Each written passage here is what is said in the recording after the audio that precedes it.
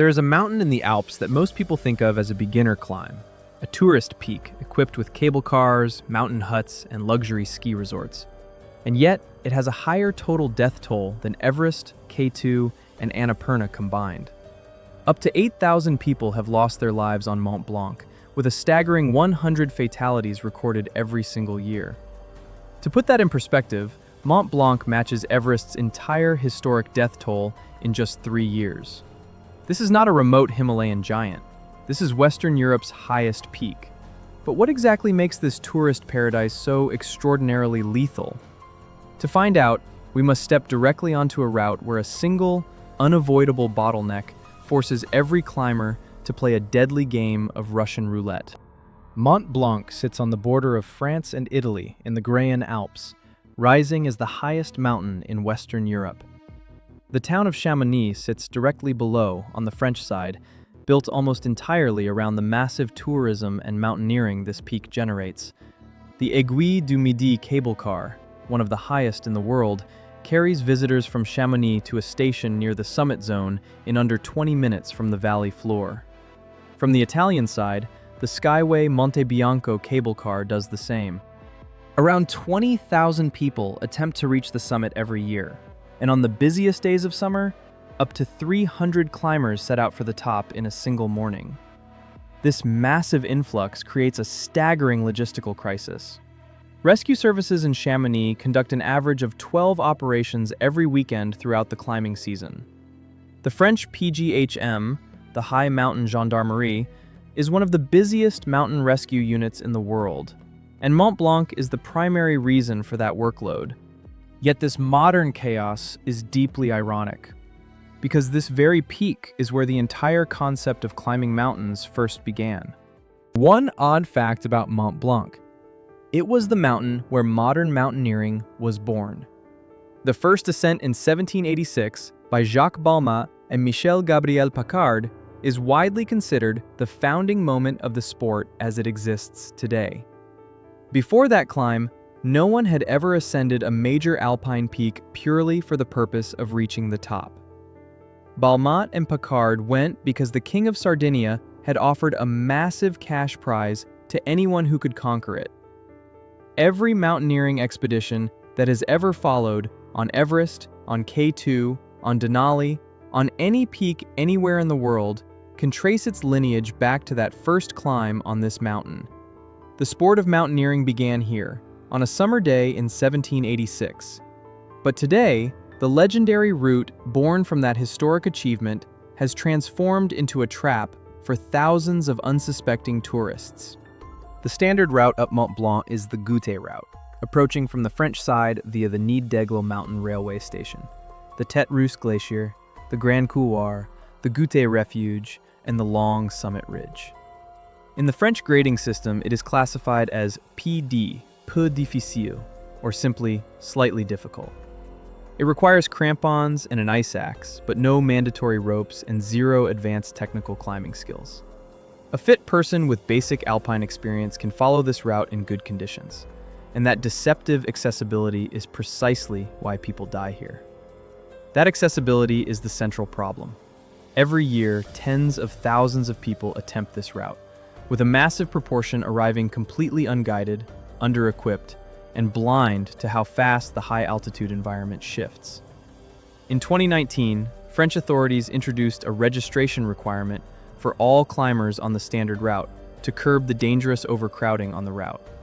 Sudden storms, whiteout conditions, sharp temperature drops, and total disorientation in blinding fog cause the majority of fatalities, while a slip on steep snow slopes accounts for many more. The route itself is not technically demanding at any hour of the day, and nowhere is that danger more concentrated than a single, terrifying bottleneck that every single climber is forced to cross. The single most dangerous section on the standard route is the Grand Couloir du Goûter, infamously known as the Corridor of Death. It is an unavoidable gully crossing the route between the Nid d'Aigle station and the Goûter Refuge, and every climber on the standard route must cross it with no alternative. The couloir is a natural channel for rockfall and falling ice from the slopes above, becoming highly active constantly throughout the day as the sun warms the rock and loosens what was frozen overnight. Stones arrive without warning and without sound until they are hurling past the path. Around 4 climbers are killed in the Grand Couloir every year on average, and many more are injured. The recommended crossing time is very early in the morning, before the sun reaches the upper faces, though lethal rockfalls occur at night as well. An analysis of serious accidents in the Grand Couloir found that over 80% of victims were attempting the climb without a professional guide. The section is short, but is completely unavoidable. Every climber on the standard route must stand at the edge of the couloir, assess what is coming from above, and choose a moment to cross. But even for those who get past this gauntlet, the dangers of the massif do not end.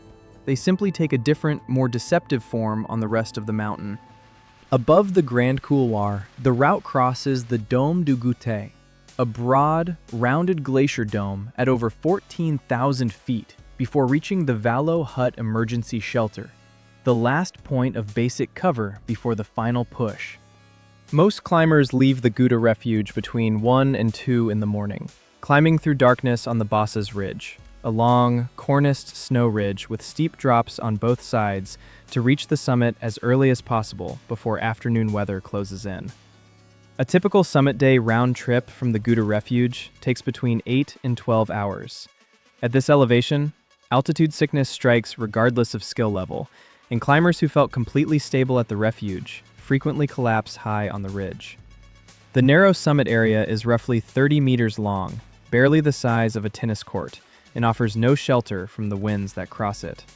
The statistics from the Grand Couloir section alone tell the full story of this route. Between 1990 and 2011, 74 people died and 180 were injured in that single stretch of the standard path. Most fatalities occur on the way down. Exhausted climbers moving downhill on steep snow in deteriorating conditions make errors they would never make going up. The Gouta route is the easiest way up Mont Blanc, yet it remains one of the deadliest stretches of terrain in European alpinism. Across all routes combined, the PGHM has recorded over 2,200 rescues in a single decade, with over 250 of them resulting in fatalities.